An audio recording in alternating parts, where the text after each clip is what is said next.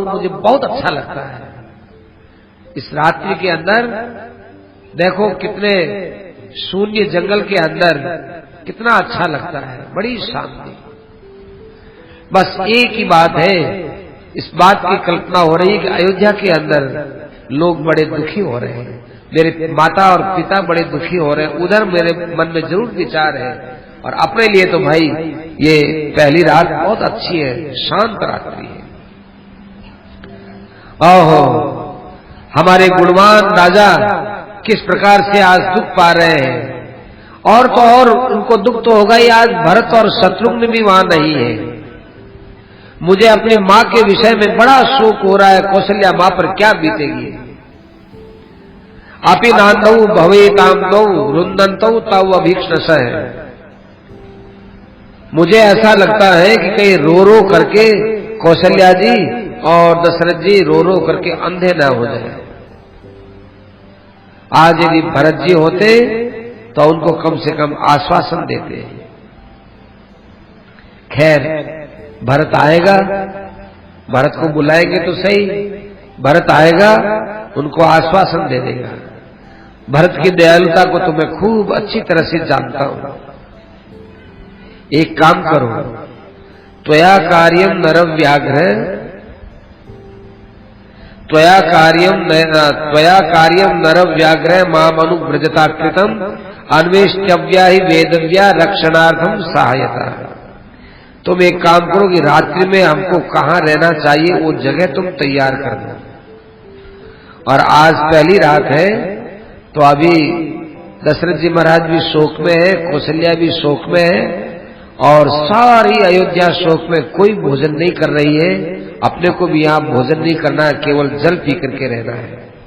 मुझे तो यही बात सबसे अच्छी लगती है। ऐसा कह करके सुमंत से भी कहा और लक्ष्मण जी से भी कहा, और सुमंत से साथ में ये भी कहा कि देखो सुमंत, पास में तुम घोड़ों को चराओ। सूर्य अस्ताचल की ओर चले गए, घोड़ों को खाने के लिए कुछ दे दो। संध्या का समय, अब विश्राम करो। ये तमसा नदी का तट है, यहाँ पर आनंद के साथ में विश्राम करना चाहिए। राम जी महाराज, लक्ष्मण जी और सीता, ये सुमंत, ये सब एक तरफ हो गए, और उनके साथ में आने वाले जितने लोग थे वे अभी पीछे पीछे आ रहे थे, वो एक तरफ अलग रुक गए। अब तमसा नदी के किनारे एक तरफ गायों का बहुत बड़ा झुंड था। वो रात्रि में गायें बैठा करती थी, वो गायों के जो है रंभाने की आवाज सब सुन रहे थे, तो सबको बड़ा अच्छा लग रहा था। इधर सुमंत जी महाराज जाग रहे थे, लक्ष्मण जी महाराज जाग रहे थे, और राम और सीता जी ये दोनों सोए हुए थे। थोड़ी थोड़ी देर में राम और नहीं, लक्ष्मण और सुमंत जी राम जी को देख रहे थे, उनको नींद आ रही है। वृक्ष मूलेषु संसक्तान पश्य लक्ष्मण सांप्रतम। थोड़ी देर के बाद राम जी उठे, और उठने के बाद कहा कि देखो लक्ष्मण, सुनो सुमंत, ये सब के सब पूर्ववासी यहाँ वृक्ष के नीचे आराम से सो रहे हैं। हमें तो विशेष नींद नहीं आई है, क्योंकि हमारे माता पिता बेचारे दुखी हैं, और ये परिवार के लोग सब आराम से सो रहे हैं। यदि ये लोग हमारे पीछे पीछे चलेंगे तो इनकी भावना के अनुसार मना तो इनको कर नहीं सकते। हम लोग रथ में चलने वाले, ये पैदल चलने वाले, पहली बात तो ये। दूसरी बात है, यदि हमारे साथ सब आ जाएंगे, बेचारे परिवार वाले सब दुखी हो जाएंगे। इसलिए अपने को एक काम करना चाहिए कि यहां से अपने को दूसरे स्थान पर रवाना हो जाना चाहिए, अभी रवाना हो जाना चाहिए। यावदेव तो संसुप्ता, जब तक ये सोए हुए हैं तब तक हमको रथ पर बैठ करके जाना चाहिए। इस प्रकार से भगवान ने सुमन जी को सावधान किया, लक्ष्मण जी भी सावधान हो गए, सीता सहित चारों रथ में बैठ गए, और रथ में बैठ करके तमसा नदी के उस पार चले गए। उस पार जाने के बाद भगवान ने सुमंत जी से कहा, सुमंत हम तो इधर हैं, तुम वापिस उस पार जाओ।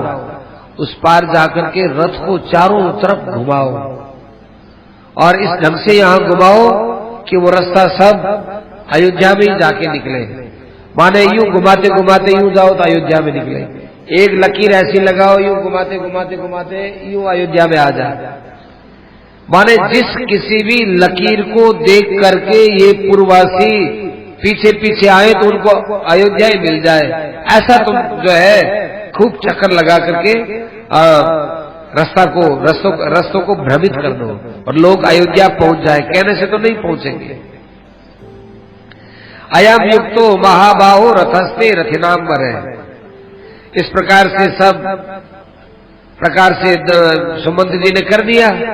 सुमंत जी के करने के बाद में फिर जो है सुमंत जी राम जी के पास में आ गए और राम जी के पास में आए और फिर जो है वो राम जी लक्ष्मण जी सब बैठ करके बहुत दूर आगे चले गए और आगे जाकर के उन लोगों से अदृश्य हो गए। इधर भाई वे लोग जगे, जगने के बाद उनको इस बात का होश आया कि अरे हम तो रात भर सोते रहे, सोते रहने का तो यही फल होता है। राम जी कहाँ गए? दिगस्तु खलु निद्राम ताम। ऐसी नींद को धिक्कार है कि जिसने राम जी को हमसे अलग कर दिया। देखो इनको नींद क्यों आई? अयोध्या में किसी को भी नींद नहीं आई, इनको नींद क्यों आ गई? कि इनके मन में बड़ी प्रसन्नता थी। राम जी का वियोग इनमें था ही नहीं। ये तो सोच रहे थे कि राम जी तो हमारे साथ हैं, इसलिए इनको किस बात का वियोग, आराम से नींद आ गई। और दशरथ जी महाराज के वहां पर तो भाई किसी को भी नींद नहीं आई, सब जगे हुए। अब कहते हैं कि अरे ऐसी नींद का क्या लाभ जिसमें राम जी हमको छोड़ के चले जाए।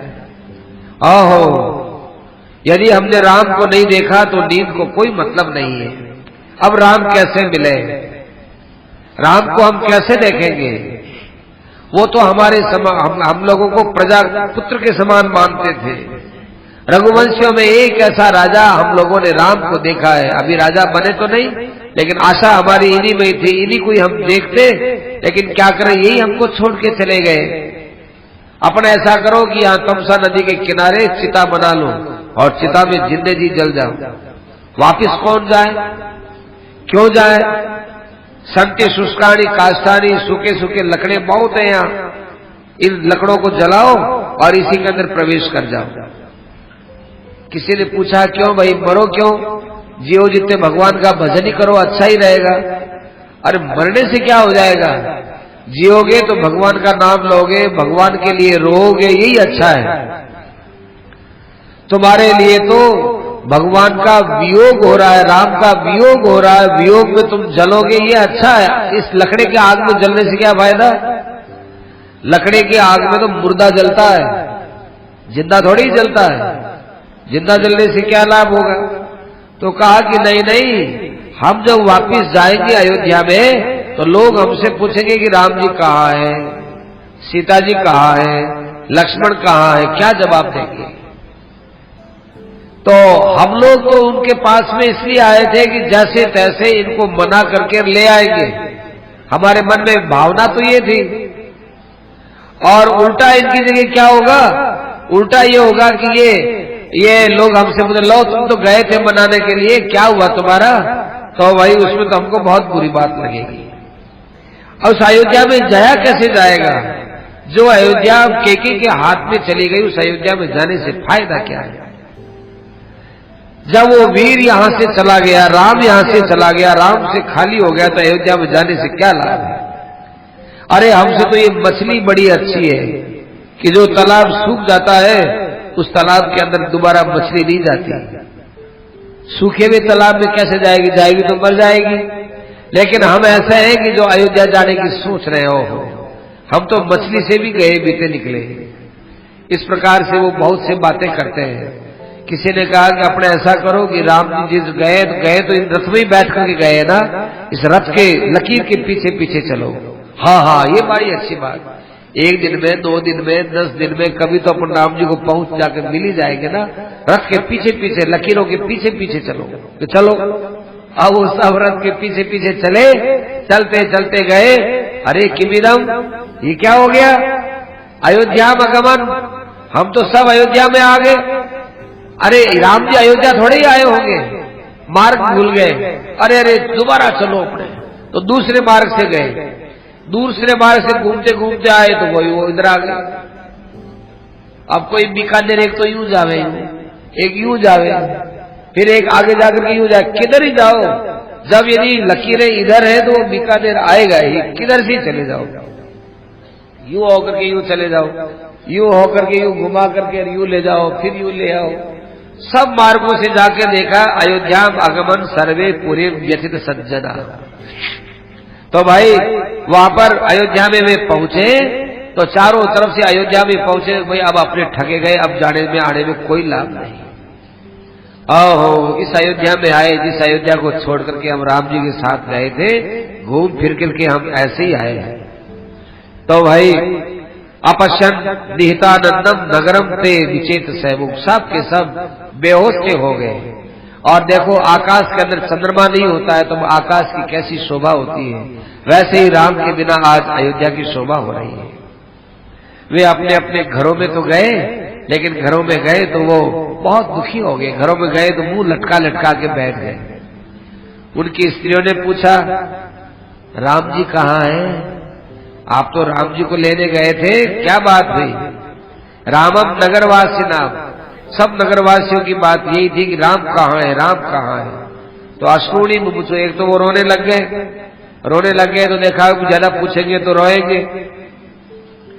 तो उन स्त्रियों ने देखा कि अरे बेचारे एक को क्या कहे, यहाँ सारी अयोध्या की यही दशा है, किसी के चेहरे पर हर्ष नहीं, किसी के चेहरे पर प्रसन्नता नहीं।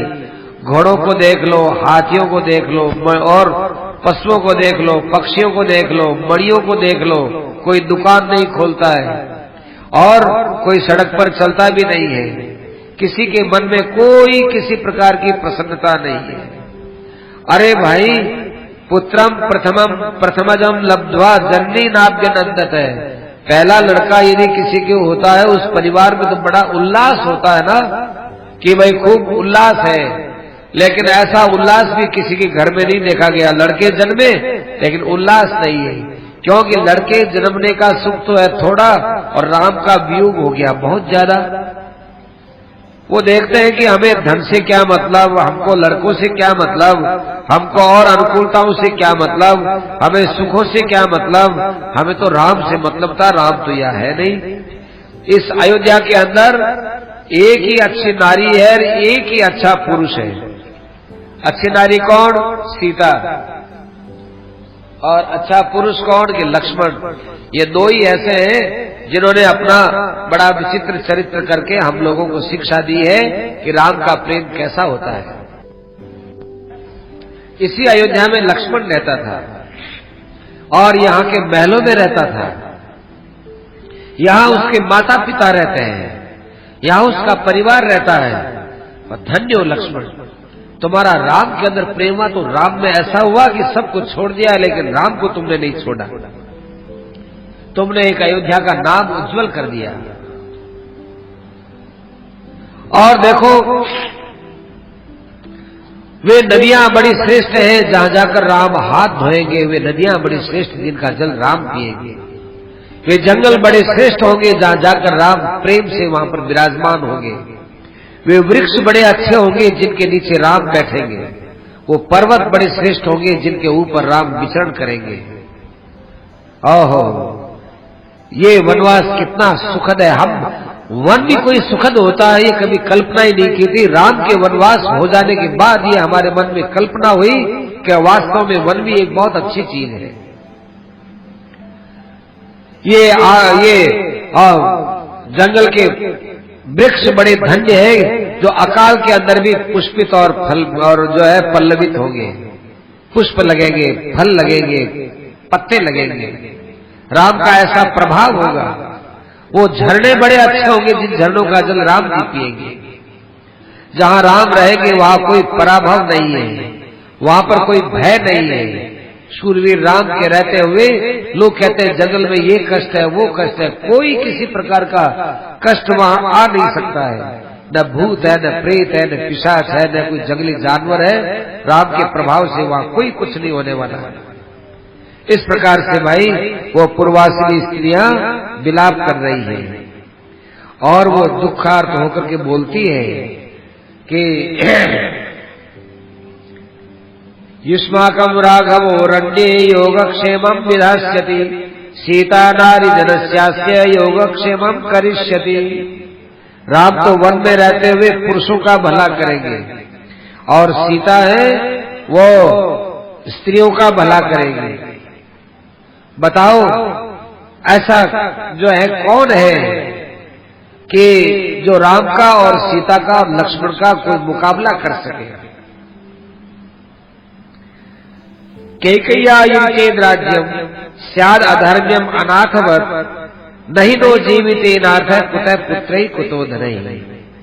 यदि कैकेयी के हाथ में ये राज्य होता है और कैकेयी का यदि यहाँ पर शासन चलता है तो फिर हमारे यहाँ जीने का क्या अर्थ है? कोई अर्थ नहीं। कोई हमें पुत्रों से मतलब नहीं, धन से मतलब नहीं, यहाँ जीने से भी मतलब नहीं। अरे जिसने अपने पुत्र को वनवास कर दिया, जिसने अपने पति को कष्ट दिया है, ऐसे कैकेयी के राज्य के अंदर हमें रहने से क्या मतलब है? हम भी कैकेयी के राज्य के अंदर जिएंगे नहीं। और जीवन के पुत्र ही रपी शपा में, और भाई क्या बताएं, हम तो अपने पुत्रों के लिए भी यही बात कहेंगे कि तुम भी भाई यहां मत रहो। बड़ा उपद्रव इस कैकेयी ने किया है। कैकेयी के कारण से हमारी बड़ी शांति की ये नगरी थी अयोध्या, बड़ा इसमें उपद्रव हो गया। हमें तो ऐसा लगता है कि राम के वनवास में चले जाने के बाद अब महाराज दशरथ जीवित रहने वाले नहीं है। हमें ऐसा भी लगता है कि आजाद बाहु राम, लक्ष्मण का बड़ा भाई राम, प्रेम से बोलने वाला राम और हाथी की चाल से चलने वाला राम आज वन के अंदर बैठा है। फिर अयोध्या की रचना ही क्यों हुई, नगर की रचना ही क्यों हुई? इन सब से कोई मतलब नहीं। अरे यदि ऐसा राम वन में जा सकता है तो फिर हम लोगों का यहाँ रहने का कोई अर्थ नहीं है। इस प्रकार से वे स्त्रियां विलाप करती गई और सूर्य है वो अस्ताचल की ओर चला गया। रात्रि बढ़ती गई। जो रात बढ़ती जाती है त्यों अयोध्या का हर्ष भी समाप्त होता चला जा रहा है। अरे दिन में तो कुछ लोग इधर उधर मिले तो सही, अब रात्रि में नींद तो आती नहीं है, दुख के मारे, कष्ट के मारे, और कोई बात बतलाने वाला भी नहीं।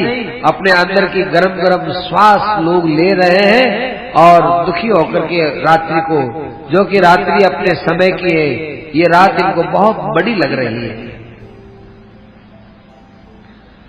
उस समय में स्त्रियां अपने साथ में बेटे भी हैं, अपने पति भी है, अपने पास धन है, सब कुछ है, फिर भी उनको बड़ा वैराग्य हो रहा है कि संसार में कुछ नहीं रखा है। अरे भाई तुम्हारे पति है, जिस स्त्री का पति होता है उसके लिए सब संसार है कि नहीं? कुछ नहीं। राम के बिना क्या है? बेटे हैं, आज्ञाकारी पुत्र है और धन धान्य खूब है, लेकिन सबको बड़ा वैराग्य हो रहा है। अयोध्या के अंदर गीत उत्सव नाचना गाना सब शांत हो गया है। कहीं पर जाओ सब जगह एकदम नीरवता है, नीरवता। ऐसी वो अयोध्या हो गई जिस प्रकार से कोई सागर सूख जाता हो। सागर सूखता नहीं है वैसे, लेकिन बताया कि यदि सागर का जल सूख जाए, विशाल सागर का, तो सागर कैसे दिखता है, ऐसे अयोध्या दिख रही है। इधर भाई राम जी महाराज ने रात्रि व्यतीत की और रात्रि व्यतीत करके वे रवाना हुए। रास्ते में चलते तरह तरह के छोटे छोटे गांव आते हैं। उन गांव के वे बेचारे भोले भाले आदमी, वो भोले भाले आदमी आकर के राम जी के सामने खड़े होते हैं, तरह तरह की बात करते हैं। वे आके बोलते हैं, देखो राम जी को सुना करके नहीं, आपस में बात करते हैं। अरे अयोध्या का राजा दशरथ हमने सुना था कि बड़ा बुद्धिमान है, वो तो महान बुद्धिहीन निकला, मूर्ख निकला। धिक्कार है दशरथ को। अरे एक स्त्री के कहने से इतनी बड़ी बदनामी मोल ले ली और उसने एक विनम्र शिष्ट सत्यवादी सर्वप्रिय राम को वह जो है अयोध्या से निकाल दिया। ऐसा कोई बाप होता है? ऐसी भी कोई माँ होती है कि जो पहले तो खूब उससे प्रेम करे और अकस्मात अपना मन बदल करके उसको महल से निकाल दे? कैकेयी बड़ी पापी है। इस जन्म में भी पाप किया, पूर्व जन्म में भी पाप किया। बड़ी क्रोध वाली है। केके ने तो सारा धर्म ही नष्ट कर दिया। देखो, आदमी पहले किसी काम को करे सोचता तो है कि मैं ऐसा काम कैसे कर सकता हूँ, लेकिन केके ने बिल्कुल विचार नहीं किया। ऐसा देखो सांवला बेटा, प्यारा बेटा, अरे इसका तो देखते जाओ देखते जाओ, देखने में जी भर जाता है। ऐसे बेटे को उन्होंने वन में भेज दिया और वो दशरथ जी रहा है, केके जी रही है, अयोध्या के लोग जी रहे हैं। अरे कैसे जिया जाए। और ये सीता जब रवाना हुई तो कोई अयोध्या के अंदर ऐसा नहीं था जो ये कहता कि भाई सीता तुमको तो कोई वनवास मिला नहीं है, तुम स्त्री हो, तुम क्यों जा रही हो। किसी ने भी नहीं रोका। क्या अयोध्या बुद्धि हीनों से ही भरी हुई है, मूर्खों से ही भरी हुई है। और दशरथ के अंदर स्नेह नाम की कोई चीज नहीं है। जिसको जिस समय में सुख मिलना चाहिए उस समय में उसको दुख दे करके वो वहां जी रहे हैं। प्रजा नाम अनघम राम। हमने सुना है कि प्रजा तो राम को बिल्कुल किसी प्रकार से दोष वाली समझती नहीं है। ऐसे राम को सीधा ही कह दिया चलो वनवास में चले जाओ। ये तो बहुत बुरी बात है।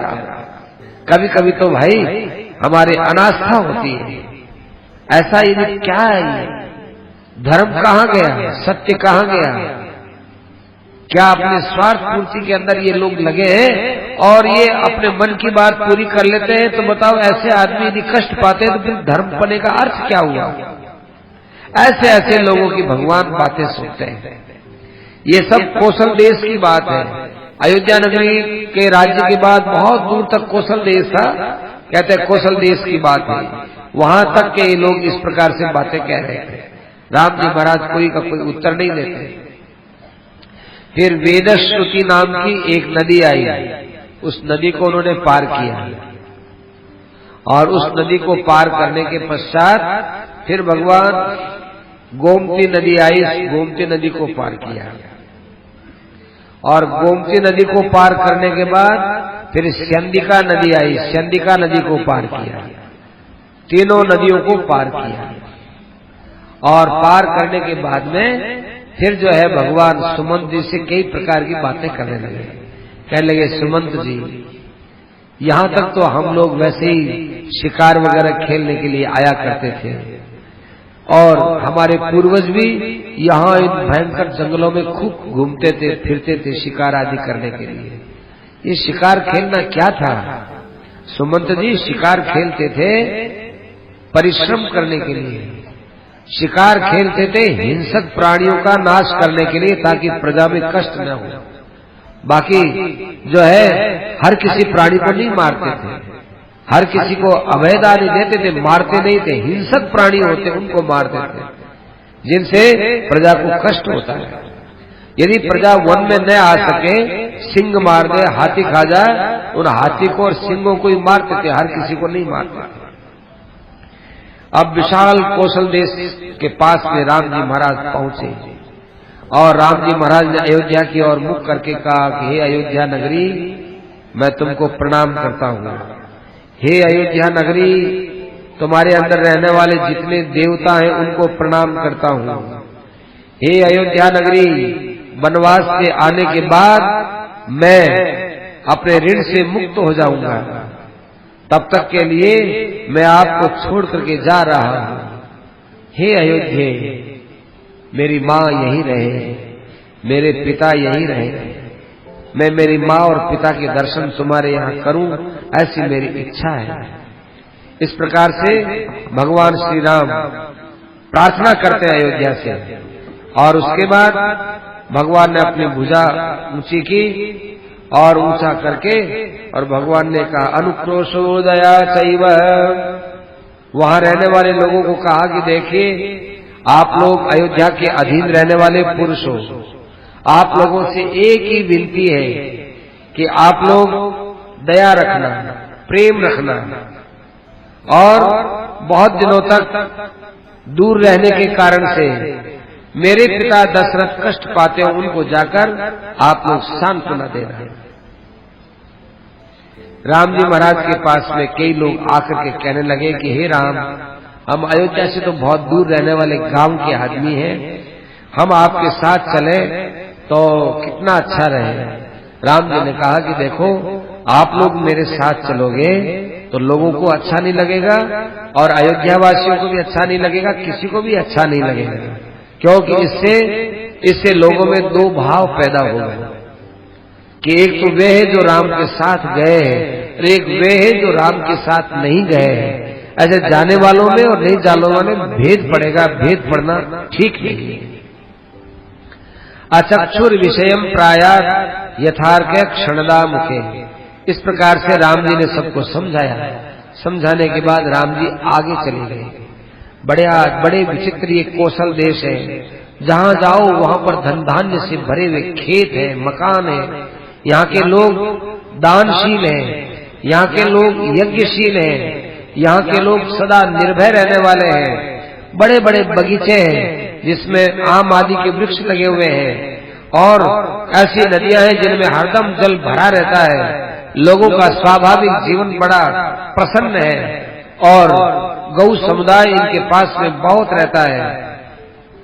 राजा लोग इनकी बहुत अच्छे ढंग से रक्षा करते रहते हैं। ब्राह्मण लोग इनके घरों के अंदर यज्ञ कराते रहते हैं। इस ऐसे कौशल देश से भगवान आगे के लिए रवाना हुए।